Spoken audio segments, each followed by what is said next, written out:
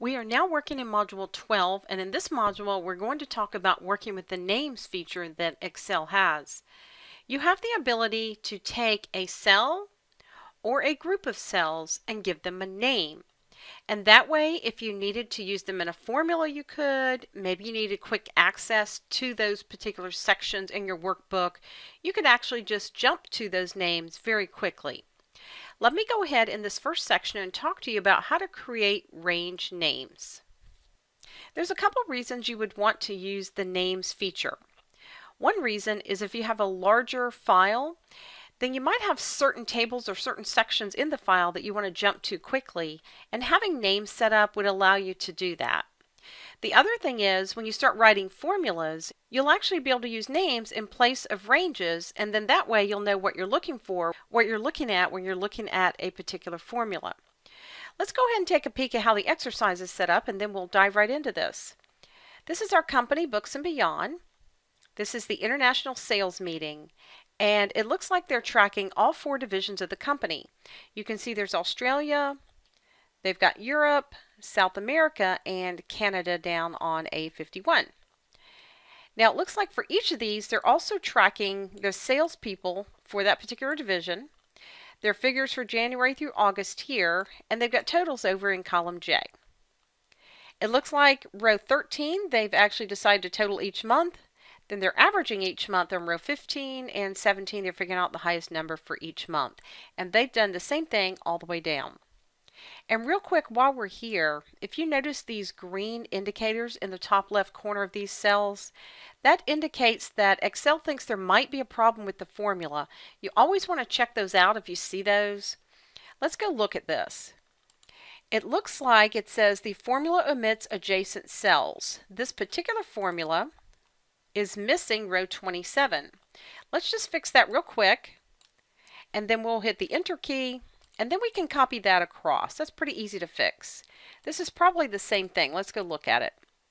It looks like it's missing row 27. We'll fix that. We'll hit the enter key and then copy that across, and then we'll do the same thing down here. We'll hit the enter key and copy that across, and that way we won't have any problems when we start working with our different divisions of the company here. Let's see if there's any names already set up. Remember, this is the name box right here. Right now, all you know it does is takes you to a particular cell. But notice that there is a drop down right here on the name box, and here's the word European.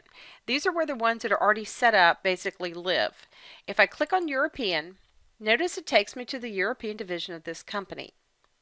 Now, Excel didn't know that. Someone actually had to select that range and then give that range a name. I'm going to show you how to do that. We're going to use Canada in our example here, so we'll scroll down. I'm going to select the entire division. In this case, it's A51. I'm going to hold the Shift key and click on J63. Now all you have to do to name a range is click in the name box and type whatever you want to name that range. I'm going to call it Canada, and make sure you hit the enter key. If you do not hit the enter key, it won't be on the list. Now when I create these, I don't just see that they're on the list, I actually click to make sure they work, because it's very easy to be clicked somewhere else when you name your range. Let's see if I can go to Europe and then flip back to Canada, and it works perfectly. Alright, let's scroll back up to the top. Let's say I'd like to name this one Jan. All I'm going to do is select the range, put in the word Jan, hit the enter key, and now that one's on the list as well. You can name as many ranges as you'd like. A couple things to know about naming your ranges. First of all, your names cannot have spaces. If you wanted to say South America, you could, but you couldn't have a space in there. If you wanted that little separation, you could use a dot, you could use an underscore. It does not work with a hyphen. If you happen to type a hyphen there, you'll notice that name just won't even be on the list. Now let's say that I'd like to name this one February, this one March, this one April, all the way across. We could name them individually, but Excel will actually do this for you. Let me show you how this works. I'm going to start by selecting the word February, and I'm going to go all the way down to I-11. Now when we create these names, it's not going to include row 7, but I selected it so that it knows that is the name that I want to name the range below. All you have to do is when you have these selected, go to the Formulas tab. You have a whole grouping here for names. What we want to do is create from selection. Notice that top row is checked in this window, and that's because it recognizes there's text in the top row, and that's what it's going to name each one of these. All you have to do is click OK, and now they're done. If I go back to my names list, you can see they're all on the list here. Now this list is alphabetical. It's not going to be set up by the way the months happen. Just know that.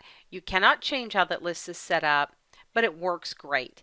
If I click July, you'll see I go to July and it doesn't include the word July there. Now I can also do this left to right. If you think about it, this is Alice Long, and this one here is Lawrence Olson all the way down. I'm going to select from the word Alice Long, which is A8, all the way over to I11. I'm not including the totals because that would actually double my figures. But all I'm going to do now is come up to where it says Use in Formula, Create from Selection. Notice this time it says Left Column, and that's checked.